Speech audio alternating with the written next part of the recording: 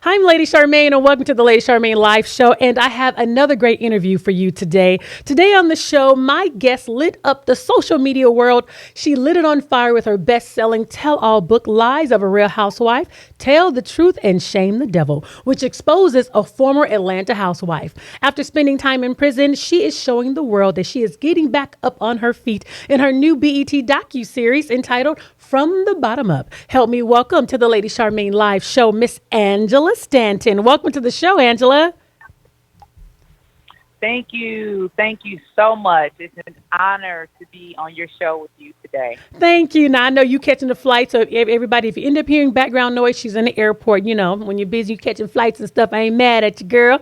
But anyway, Angela, I heard, I heard a whole lot about you, which I'm sure a lot of people have, because you literally lit the world on fire when you came out with your book, Lies of a Real Housewife. But before we get to that, you are actually one of the stars of one of the BET Her shows called From the Bottom Up. And we all get a chance now to see you as you get back on your feet, and get back into the world because you did spend time in prison. And for those who do not know, the show is actually produced by Queen Latifah and Nikki Gilbert. So we want to keep Queen Latifah in our prayers for the loss of her mom this week. But we want to talk about the show. Yes. And plus we want to talk about the show. And first, why did you decide to do this show From the Bottom Up? I decided to do the show because it was a great platform for me to be able to tell my story. For some people that have followed my story and for some people that have not, when I did write my memoir, Lies of a Real Housewife, a $30 million lawsuit came right behind it, right on the heels of it. So it's kind of like almost I was silent and almost prevented from being able to tell my own story that God had given me. It was about the life that I had lived. And so for me, when the opportunity came for From the Bottom Up, it was just kind of like a new horizon for me, or a new day, if you want to say, because I had been held down for so long. And I just thought that it would be an awesome way to be able to share my truth and to also to give some, some life lessons that I learned. I'd be able to share those with other people. So on the show, we also got a chance to see you and your son. You guys went to therapy, and you could see that there's a strain in your relationship. Why do you think there's such a strain between you and your son? That's why we're going to therapy. We're trying to figure that out. Mm-hmm. I'm not sure if there are some things that, I am sure that there are some things that happened while I was gone away from him and did that time in prison. And then coming back home from prison, I myself was under, severe depression. I lost my mother when I was in prison. I lost my grandmother when I was in prison.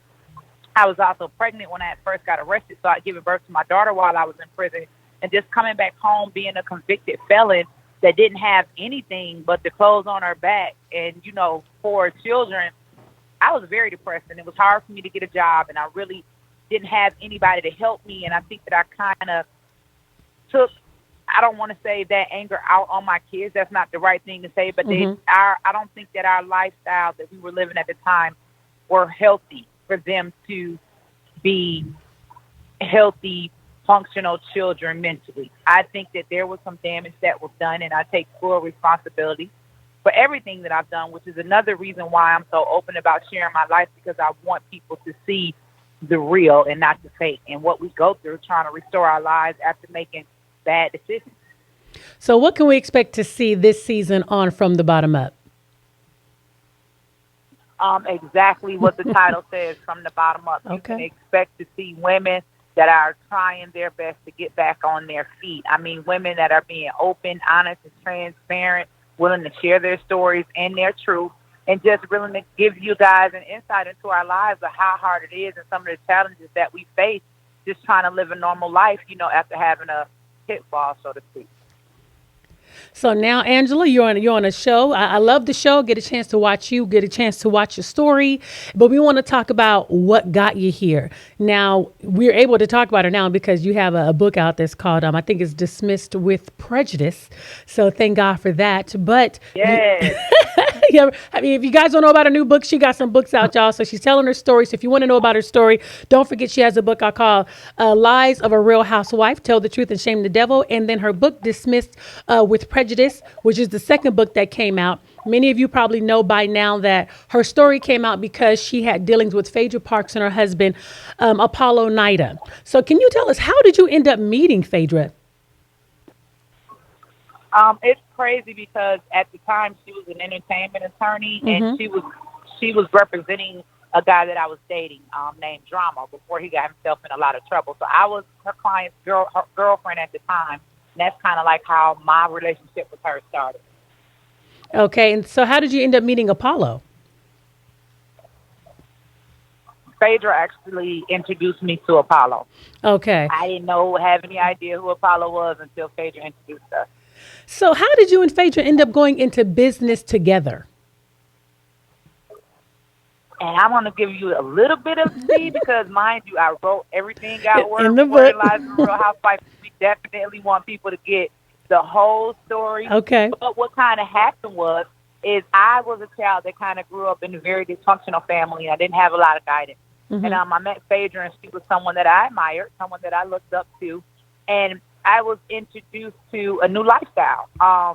We had kind of pretty much came from nothing and never had anything. So I was mesmerized by the fancy clothes and the fancy cars and just the lifestyle that she was able to provide Mm. through some of the things that she was doing. And so she introduced to me a scheme that she had going Mm. along with her husband, Apollo. And for me, it was kind of like a no-brainer. Here she was, this prominent attorney. She's also my friend. Here's a scheme that we can make millions of dollars, get away with it, and I don't have to worry about going to jail, which was my mind frame at the time because Mm-hmm. I thought that we were above the law. Just because she was an attorney, so you thought that she would basically help you or hook you up or something like that. Exactly. I mean, that was the whole plan. She had always done that. Right, right.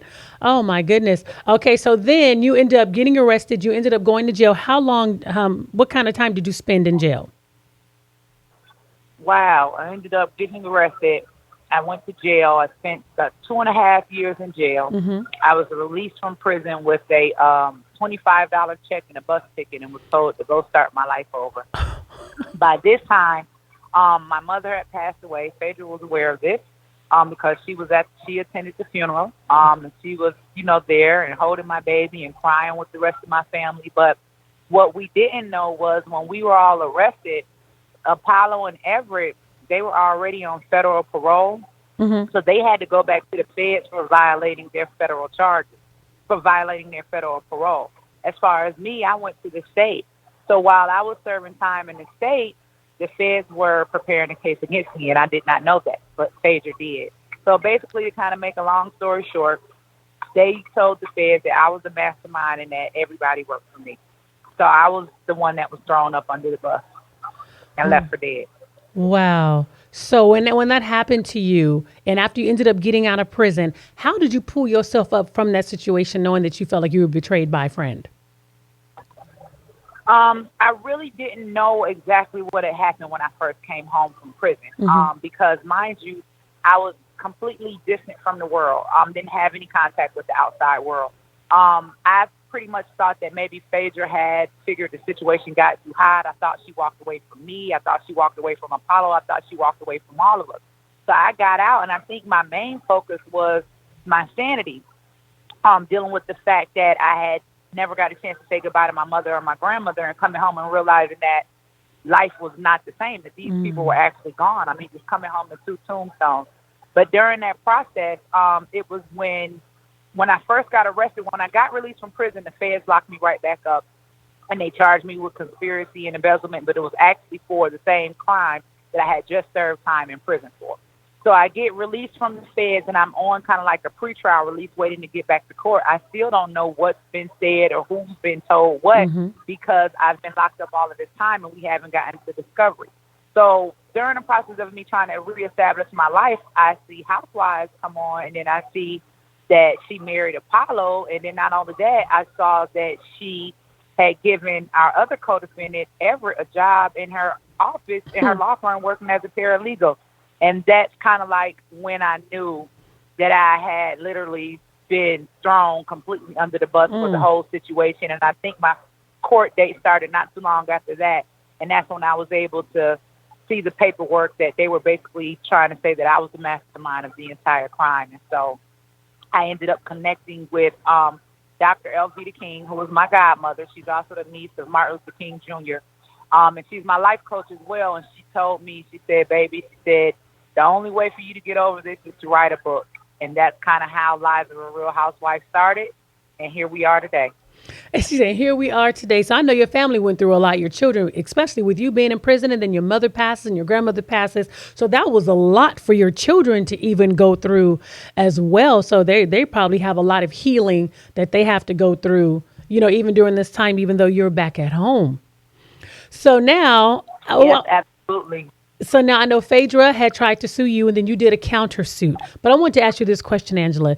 Did you feel vindicated after you saw what happened on The Real Housewives of Atlanta concerning Portia and how basically Phaedra was the puppet master behind that? Did you feel vindicated?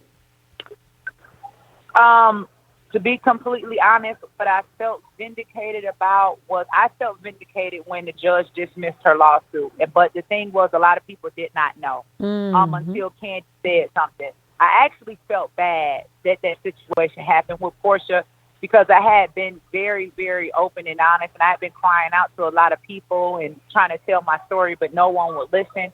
And a lot of people were upset with Portia, but I can honestly see how Phaedra used her. And I thought that Portia pretty much got the bad end of the stick. So I wouldn't say vindicated, but I will say that I was glad that she was able to show her true colors, and it didn't necessarily have to be me.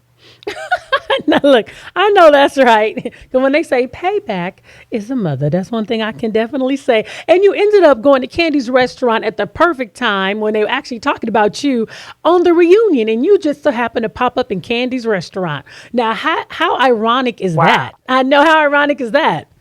That's how, listen, let me tell you something.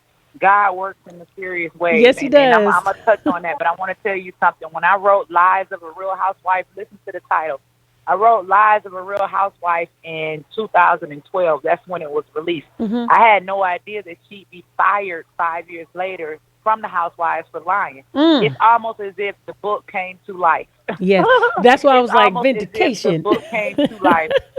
And so I had no idea that I had no idea they were going to mention me on the reunion. Honestly, I didn't. I had just been a fan of the show, just watching the show over the years. I ended up just being a fan of the show. And so I had saw online that Candy was having a viewing party, and my girlfriend was like, hey, we ought to go. And I was like, you know what? I hadn't been out in a while. Let's go. And I went, and it was crowded. And I couldn't even get in, but they had the loudspeakers playing, and I heard my name, and I'm like, oh, my God, is that my name? My friend said, yes, that's your name. So we rushed inside, kind of like pushed people out the way. And then she said my name 2 more times, and I was like, you know what? This is my moment. Let me go and walk on down here to the stage. And kind of like history was written. I know, that's right, girl. You went ahead and you took that moment. And then you got another moment. You got a brand new book out. So talk to us about your new book. Yeah, so actually I've written 3 books, and all 3 of the books kind of like follow at different stages of my life. So my first book, Life Beyond These Walls, was actually written while I was in prison. It was after my mother died, and I was looking myself. I had to look at myself in the mirror because I wanted to figure out, how did I end up there? Like, you never think or imagine how, like, where am I going to be when my mother leaves this earth? Nobody thinks that they're going to be in prison. I wanted to know, how did I end up there? What decisions I made wrong? And so I asked myself a series of questions that were kind of like related to my childhood, because I wanted to see how I ended up on the path to prison.